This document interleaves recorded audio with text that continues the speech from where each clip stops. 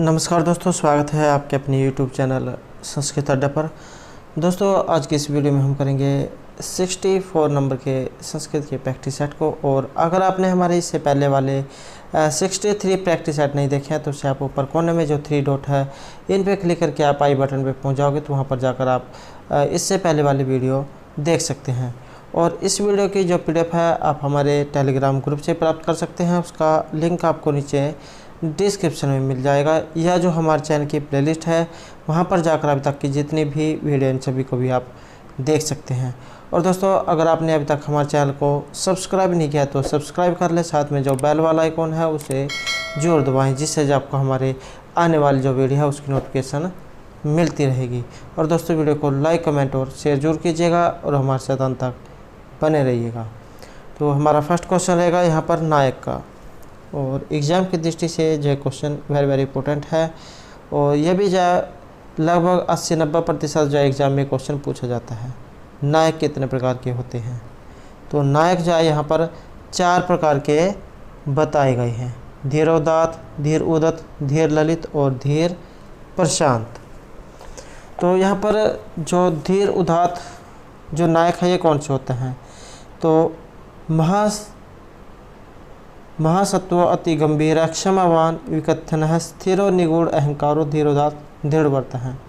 अर्थात अपनी प्रशंसा न करने वाला और क्षमायुक्त, अति गंभीर स्वभाव वाला, महासत्व अर्थात हर्ष, शोक आदि से अपने स्वभाव को न बदलने वाला, स्थिर प्रकृति और विनयवच्छिन्न, गर्व से गर्वित और दृढ़वर्ती पुरुष धीरोदात्त नायक कहा जाता है। जैसे अभिज्ञान शकुंतलम के दुष्यंत और उत्तरामचरित के राम। तो ये धीर उदात्त प्रवृत्ति के हैं, जिन्हें ब्रेव एंड नोबल माइंडेड कहा जाता है। दूसरा है धीर उदत्त। तो मायावी, प्रचंड, घमंडी, चपल, शूर तथा अपने मुख से अपनी प्रशंसा करने वाला नायक धीर उदत्त कहलाता है। जैसे वेणी संहार में भीम। तीसरा है धीर ललित। निश्चित, अत्यंत कोमल स्वभाव वाला तथा सदैव नृत्य, गीत आदि कलाओं में आसक्त रहने वाला नायक धीर ललित कहलाता है। जैसे रत्नावली नाटिका में वत्सराज उदयन। नंबर 4 रहेगा धीर प्रशांत। तो विनय आदि समान गुणों से युक्त ब्राह्मण, वणिक, मंत्री आदि नायक को धीर प्रशांत नायक कहा जाता है। जैसे मालती माधव में माधव नायक हैं। तो इस प्रकार के 4 ये नायक यहाँ पर बताए गए हैं। तो नेक्स्ट क्वेश्चन रहेगा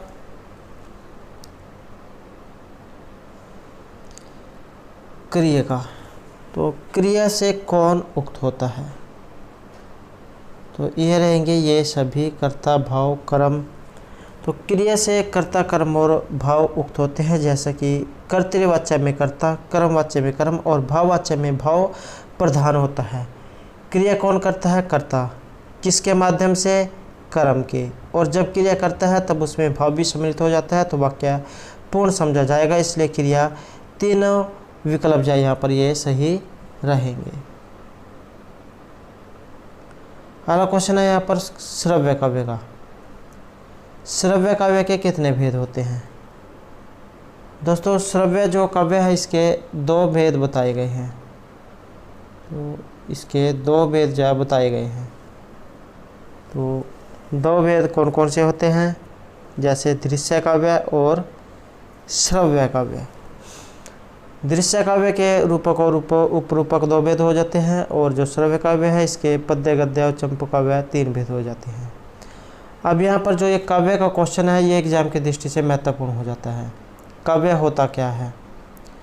तो काव्य कविता या पद्य साहित्य की वह विधा है जिसमें किसी कहानी या मनोभाव को कलात्मक रूप से किसी भाषा के द्वारा व्यक्त किया जाता है।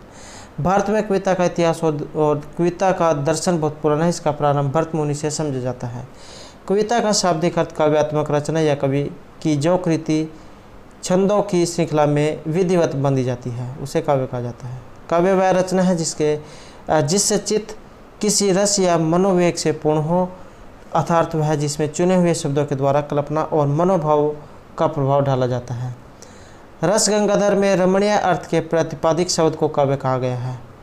अर्थ की रमणीयता के अंतर्गत शब्द की रमणीयता शब्द अलंकार भी समझकर लोग इस लक्षण को स्वीकार करते हैं, पर अर्थ की रमणीयता कई प्रकार की हो सकती है, इससे यह लक्षण स्पष्ट नहीं है। साहित्य दर्पणकार विश्वनाथ का लक्षण ही सबसे ठीक जचता है। इसके अनुसार रसात्मक वाक्य ही काव्य कहा गया है। ये उनका काव्य लक्षण है। वाक्यम रसात्मकम काव्यम, रसात्मक युक्त वाक्य ही काव्य है। रस अर्थात मनोवेग का सुखद संचार की काव्य की आत्मा है। काव्य प्रकाश में काव्य 3 प्रकार के कहे गए हैं। एग्जाम में यह भी क्वेश्चन आ सकता है कि काव्य प्रकाश में कितने प्रकार के कहे गए हैं। तो काव्य 3 प्रकार के कहे गए हैं: ध्वनि, गुणीभूत व्यंग्य और चित्र काव्य। अब ध्वनि वह है जिसमें शब्दों से निकलते हुए अर्थ की अपेक्षा छिपा हुआ अभिप्राय प्रधान हो। गुणीभूत व्यंग्य वह है जिसमें गौण हो। चित्र या अलंकार वह है जिसमें बिना व्यंग्य के चमत्कार हो। इन तीनों को क्रमशः उत्तम, मध्यम और अधम काव्य कहा जाता है। और काव्य प्रकाशकार का जोर छिपे हुए भाव पर अधिक जान पड़ता है, रस के उद्रेक पर नहीं। काव्य के 2 और भेद किए गए हैं: महाकाव्य और खंड काव्य। महाकाव्य क्या होता है? महाकाव्य सरगबंध और उसका नायक कोई देवता, राजा, धीरोदात्त, गुण संपन्न, क्षत्रिय होना चाहिए। उसमें श्रृंगार, वीर या शांत रसों में से कोई एक रस प्रधान होना चाहिए। बीच बीच में करुणा, हास्य इत्यादि और रस और लोगों के प्रसंग भी आने चाहिए। कम से कम 8 सरग जा होने चाहिए। ये भी एग्जाम में लाइन जा पूछी जाती है कि जो महाकाव्य है इसमें कम से कम कितने सरग होने चाहिए, तो कम से कम 8 इसमें सरग होने चाहिए। तो महाकाव्य में संध्या, सूर्य, चंद्र, रात्रि, प्रभात, मृगया, पर्वत, वन, ऋतु, सागर, संयोग, विप्रलंब, मुनि, पूर्व, यज्ञ, रण, प्रयाण, विवाह आदि का यथास्थान सन्निवेश होना चाहिए। तो काव्य यहाँ पर 2 प्रकार का माने गए हैं: दृश्य और श्रव्य। अब जो दृश्य काव्य है ये जो अभिनय के द्वारा दिखलाए जाए, जैसे नाटक, प्रहसन आदि जो पढ़ने और सुनने योग्य हो, वह श्रव्य कहलाते हैं। अब श्रव्य काव्य 2 प्रकार का हो जाता है: गद्य और पद्य। पद्य काव्य के महाकाव्य और खंड काव्य 2 भेद हो जाते हैं। अब जो गद्य काव्य है इसके भी 2 भेद हैं: कथा और आख्यायिका। और जो चंपू है ये विरुद्ध और कारंभक 3 प्रकार के काव्य यहाँ पर हो जाते हैं। अब जो काव्य के 2 भेद बताए गए हैं ये कौन कौन से हैं? जैसे स्वरूप के अनुसार काव्य के भेद और शैली के अनुसार काव्य के भेद। स्वरूप के अनुसार काव्य के भेद ये 2 हो जाते हैं: श्रव्य काव्य और दृश्य काव्य। श्रव्य काव्य क्या है? जिस काव्य का रस आस्वादन दूसरे से सुनकर या स्वयं पढ़कर किया जाता है उसे श्रव्य काव्य कहा जाता है, जैसे रामायण और महाभारत। श्रव्य काव्य के भी 2 भेद होते हैं: प्रबंध काव्य और मुक्त काव्य। अब प्रबंध काव्य क्या होता है? इसमें कोई प्रमुख कथा काव्य के आदि से अंत तक क्रमबद्ध रूप में चलती है। कथा का क्रम बीच में कहीं नहीं टूटता और गौण कथाएं बीच बीच में सहायक बनकर आती हैं, जैसे रामचरितमानस। एग्जाम में प्रबंध काव्य भी पूछ लिया जा सकता है कि प्रबंध काव्य क्या होता है, तो आपने इस लाइन को याद रखना है कि इसमें कोई प्रमुख काव्य के आदि से अंत तक क्रमबद्ध रूप में चलती है। कथा का क्रम बीच में कहीं नहीं टूटता और गौण कथाएं बीच बीच में सहायक बनकर आती हैं। प्रबंध काव्य के 2 भेद होते हैं: महाकाव्य और खंड काव्य। अब खंड काव्य यहाँ पर महत्वपूर्ण हो जाता है कि खंड काव्य होता क्या है। इसमें किसी की संपूर्ण जीवन कथा का वर्णन न होकर केवल जीवन के किसी एक ही भाग का वर्णन होता है, जैसे पंचवटी, सुदामा चरित्र, हल्दीघाटी, पथिक आदि खंड काव्य के ये उदाहरण हैं। और इसकी कुछ बातें हैं, जैसे कथा वस्तु काल्पनिक हो, इसमें 7 या 7 से कम सर्ग हो, इसमें जीवन के जिस भाग का वर्णन किया गया हो वह अपने लक्ष्य में पूर्ण हो, प्राकृतिक दृश्य आदि का चित्रण देश काल के अनुसार संक्षिप्त हो। तो ये जो है यहाँ पर आपने याद रखना है। और एक एग्जाम में ये भी क्वेश्चन आ सकता है कि शैली के अनुसार काव्य के कितने भेद हैं। तो शैली के अनुसार काव्य के 3 भेद होते हैं, पद्य काव्य, गद्य काव्य और चंपू काव्य। तो पद्य काव्य इसमें किसी कथा का वर्णन काव्य में किया जाता है, जैसे गीतांजलि। गद्य काव्य इसमें किसी कथा का वर्णन गद्य में किया जाता है, जैसे जयशंकर प्रसाद की कामायनी। और चंपू काव्य इसमें गद्य और पद्य दोनों का सम्मिश्रण होता है, जैसे मैथिली शरण गुप्त की यशोधरा चंपू काव्य है, या त्रिविक्रम भट्ट का नल चंपू। तो चंपू काव्य होता है जिसमें गद्य और पद्य दोनों मिले हुए होते हैं। तो ये जो है पूरा जो है इसमें क्वेश्चन से में इस काव्य के क्वेश्चन में से कई क्वेश्चन निकल के आ जाते हैं। अगला क्वेश्चन है यहाँ पर, बाण है तो पंचानन है, यह उक्ति इनमें से किन की है? तो यह रहेगी यहाँ पर ऑप्शन डी, चंद्रदेव की। तो बाण है तो पंचानन है, इसके उक्ति के बारे में कहा गया है कि बाण कवि रूपी हाथियों के गणस्थलों को विदीर्ण करने वाले सिंह हैं। तो ये जो है यहाँ पर श्री चंद्रदेव के द्वारा उक्ति कही गई है। अगला क्वेश्चन है राजा दुष्यंत का। राजा दुष्यंत की प्रथम पटरानी इनमें से कौन थी? तो ये थी यहाँ पर वसुमती।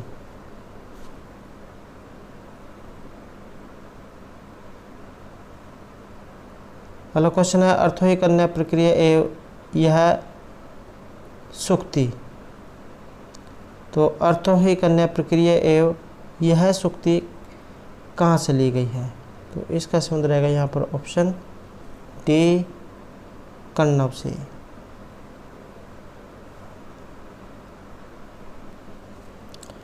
तो यहाँ पर जो है अर्थोही कन्या प्रक्रिया वे जो सूक्ति है ये महर्षि कण्व की है, और अभिज्ञान शकुंतलम जो नाटक है वहाँ से ये ली गई है। उसका जो चतुर्थ अंक है ये प्रसिद्ध है और वहाँ से ली गई है। कण्व जो है शकुंतला की विदाई के अवसर पर जो है इस उक्ति को कहते हैं कि जो कन्या जो होती है निश्चय ही पराया धन होती है। अगला क्वेश्चन है यहाँ पर भारवी का। भारवी के आश्रयदाता राजा इनमें से कौन थे? तो ये थे यहाँ पर ऑप्शन सी, पुलकेशन। तो अवंती सुंदरी कथा जो है उसके आधार पर भारवी का जो आश्रयदाता राजा है ये पुलकेशन के अनुज विष्णुवर्धन है। और भारवी जो इनका ग्रंथ एग्जाम में आ जाता है, तो किरातर्जुनी में इनकी महत्वपूर्ण कृति है। और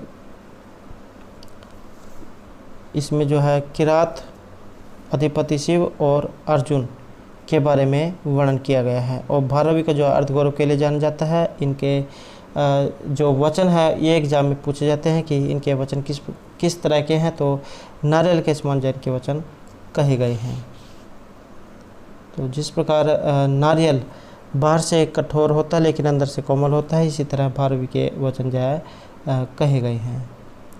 अगला क्वेश्चन है यहाँ पर रूपक के भेद तत्व किसके आधार पर उनमें अंतर किया जाता है? तो ये कितने हैं?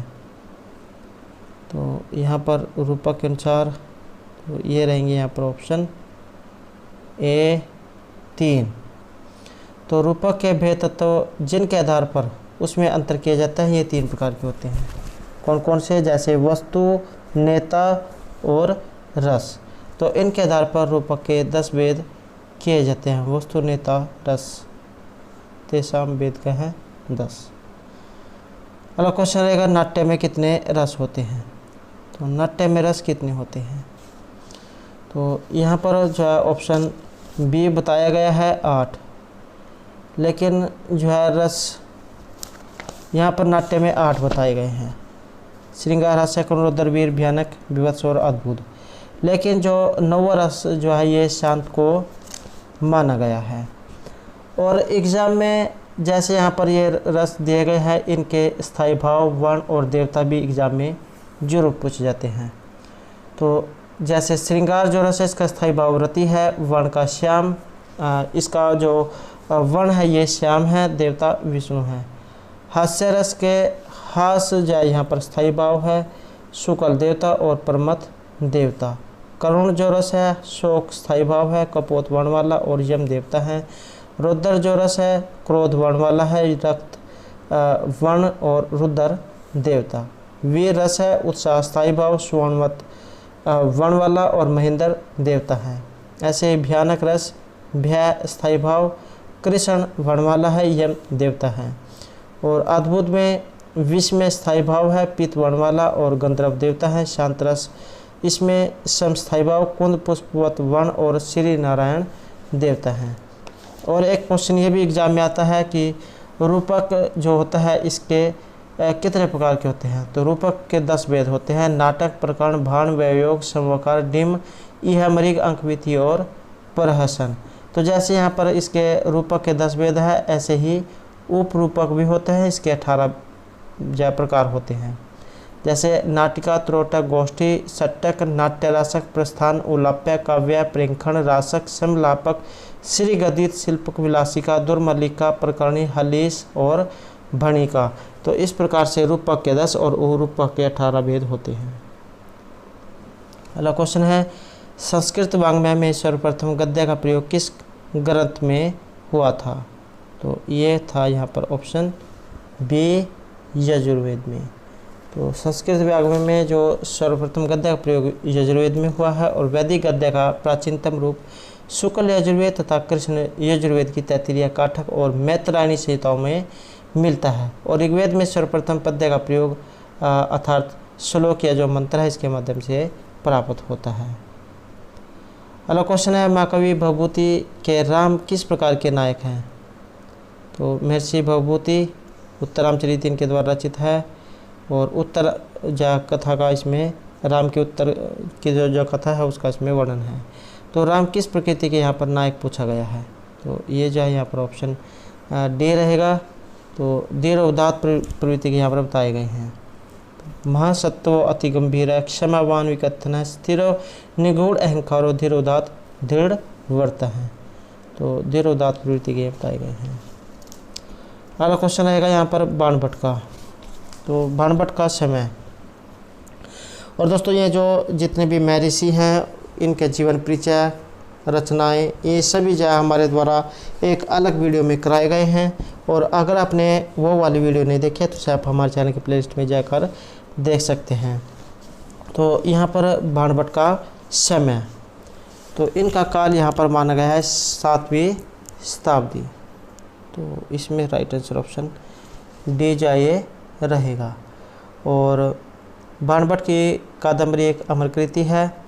हर्षकालीन बाणभट्ट संस्कृत साहित्य गद्य परंपरा के अप्रीतम विद्वान रहे हैं।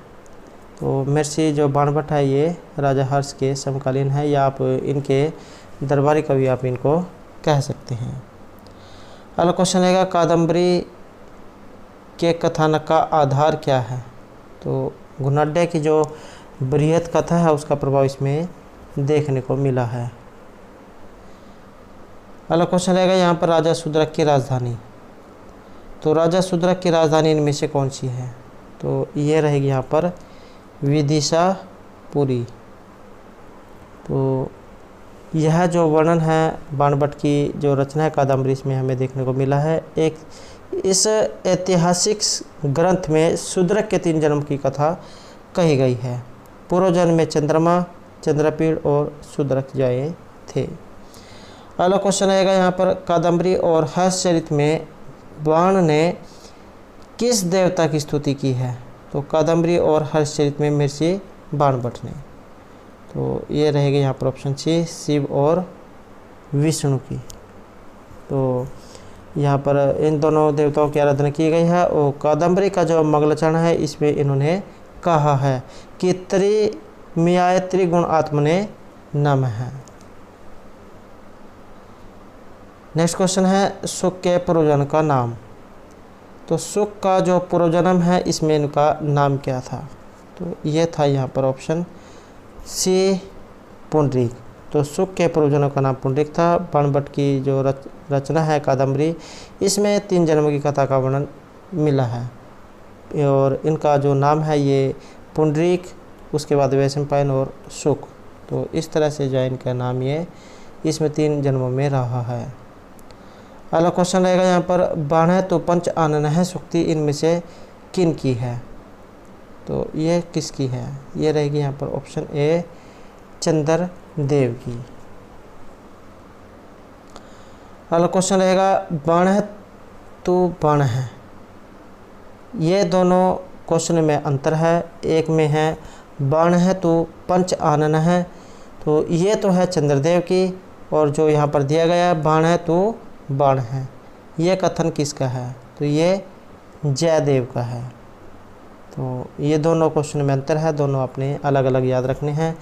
और जो गंगा देवी है इन्होंने बाण भटस्य भारतीम तथा चंद्रदेव ने बाण तो पंच आनन है, यह कहकर बाण के प्रति अपनी कृतज्ञता प्रकट की है। तो जो गंगा देवी है इन्होंने जो है भट्ट बाणस्य भारतीम कहा है, और जो यहाँ पर ये बाण तो पंचानन है, ये चंद्रदेव के द्वारा कहा गया है। नेक्स्ट क्वेश्चन है शुकनाशोपदेश का। तो शुकनाशोपदेश किस ग्रंथ का अंश विशेष है? तो शुकनाशोपदेश ये रहेगा कादम्बरी का। अगला क्वेश्चन रहेगा यहाँ पर पत्तर लेखा। तो पत्तर लेखा जो है यहाँ पर ये इनमें से किसकी पुत्री थी? तो ये थी यहाँ पर कुलुतेश्वर की। तो ये जो है कुलुतेश्वर जो है उनकी पुत्री है। नेक्स्ट क्वेश्चन रहेगा यहाँ पर कादम्बरी में कितने जन्मों की कथा का वर्णन है? तो इसमें 3 जो जन्म है उनकी कथा का वर्णन है। इसमें चंद्रपीड़ प्रथम जन्म में चंद्रमा, दूसरे जन्म में चंद्रपीड़, और जो तीसरा जन्म है इसमें शूद्रक था। वैशंपायन प्रथम जन्म में पुंडरीक, दूसरे जन्म में वैशंपायन, और जो तीसरा जन्म है इसमें वैशंपायन शुक के रूप में जन्म लिया था। अगला क्वेश्चन रहेगा यहाँ पर शिवराज विजय से। तो भारत में सोमनाथ मंदिर का आक्रमण करने वाला मुस्लिम शासक इनमें से कौन था? तो ये था यहाँ पर ऑप्शन सी, महमूद गजनी, और सोमनाथ मंदिर पर जो है इनके द्वारा आक्रमण किया गया था।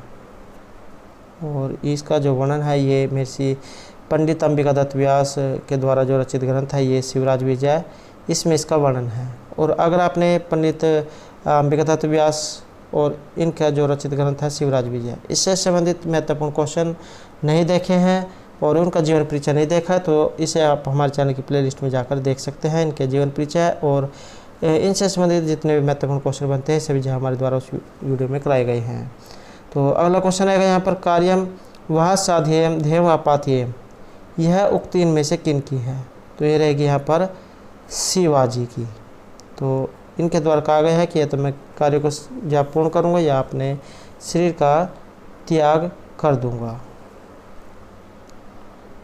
अगला क्वेश्चन आएगा यहाँ पर शिवराज विजय के संबंध में एक सही नहीं है। तो ये रहेगा यहाँ पर ऑप्शन सी कि शिवराज विजय 13 निश्वासों में है, इसमें 12 जो है निश्वास हैं।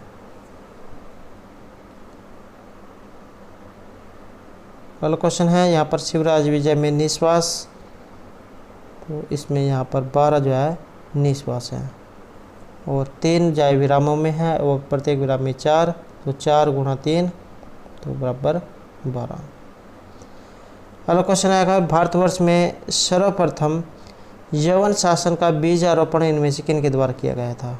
तो यह है शहाबुद्दीन के द्वारा। नेक्स्ट क्वेश्चन आएगा यहाँ पर किरातुर्जुनीम से। तो किरातुर्जुनीम महाकाव्य में सर्गों की कुल संख्या कितनी है? तो इसमें रहेगी यहाँ पर ऑप्शन बी 18 जो है यहाँ पर सर्गों की संख्या है और महर्षि भारवी के द्वारा ये रचित है। तो दोस्तों ये थे हमारे आज के संस्कृत प्रैक्टिस सेट से संबंधित महत्वपूर्ण क्वेश्चन जो आपके आगे आने वाले एग्जाम के लिए महत्वपूर्ण रहेंगे। और दोस्तों नेक्स्ट वीडियो में हम जब ये जो किरातुर्जुनीम के जो क्वेश्चन है इनको करेंगे, तो हमारे साथ बने रहिएगा। और दोस्तों अगर आपने अब तक हमारे चैनल को सब्सक्राइब नहीं किया तो सब्सक्राइब कर लें, साथ में जो बेल वाला आइकॉन है उसे जरूर दबाएं, जिससे आपको हमारे आने वाले जो वीडियो उसकी नोटिफिकेशन मिलती रहेगी। और दोस्तों वीडियो को लाइक कमेंट और शेयर जरूर कीजिएगा। और दोस्तों हमारे साथ अंतर बनाने के लिए धन्यवाद।